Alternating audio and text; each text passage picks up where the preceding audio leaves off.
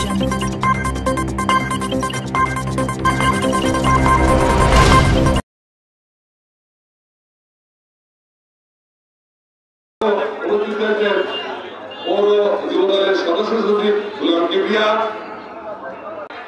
মনে রাখবেন মিরপুর উপজেলা বিএনপির সম্মানিত সভাপতি আব্দুল হক সাহেব সারা বাংলাদেশের থেকে এই মিরপুরকে অনেক শান্ত রাখছেন।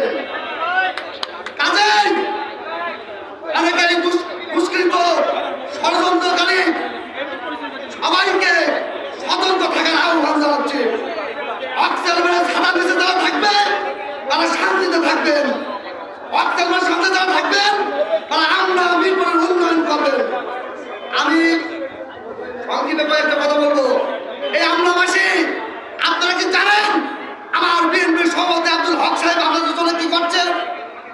অচিরেই জানতে পারবেন, কিন্তু আমি কথাটা না বললে থাকতে পারছি না। এই আমলাকে পৌরসভা উন্নয়নের জন্য পাঁচটা রাখি বক্তব্যকে আমরা পৌরসভা উন্নয়নের জন্য পাঁচটা রাখি বক্তব্যকে একটা কারণা তৈরি করে দিয়েছেন আব্দুল হক সাহেব। অচিরেই পাঁচটা রাখি বক্তব্য এমপি হলে এই আমরা পৌরসভায় রূপান্তরিত হবে ইনশাল্লাহ। কাজেই যারা দুষ্কৃত ষড়যন্ত্রকারী এই আমলাতে অনেক সন্তান ছিলেন, অনেক ভোট ফেলা ছিলেন, অনেক চাষক গোলা বাহিনী ছিলেন, কামারুল বাহিনী ছিলেন, তাদেরকে হুঁশিয়ার করে বলবো হক সাহেবের খাতার নীতিতে যারা থাকবেন তারা এই দেশের উন্নয়নের জন্য, এই দেশের শান্তির জন্য। হক সাহেবের বয়স ৮০ বছর।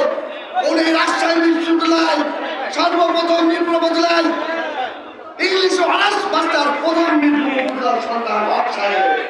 সে সম্মানিত ব্যক্তি, তাকে যদি কোনো ষড়যন্ত্রকারী অন্যায়কারী যদি কোনোভাবে ষড়যন্ত্র করেন তাকে যদি প্রস্তুত কাজেই এই আব্দুল হক সাহেবকে নিয়ে মিরপুর উপজেলাবাসী স্বপ্ন দেখছে, ব্যারিস্টার রাকিব বক্তব্যকে নিয়ে স্বপ্ন দেখছে। মিরপুরের উন্নয়নের জন্য হক সাহেবের বিকল্প নাই, ব্যারিস্টার রাকিব বক্তব্যের বিকল্প নাই।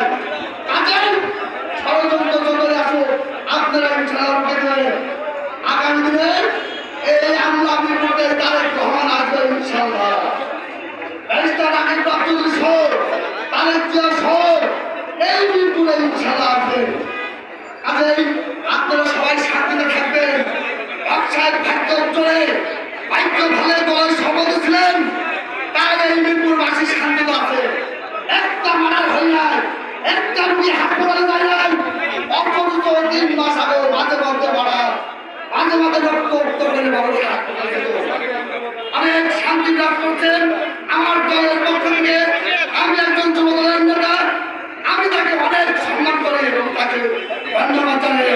আমার সংক্ষিপ্ত বক্তব্য শেষ করছি।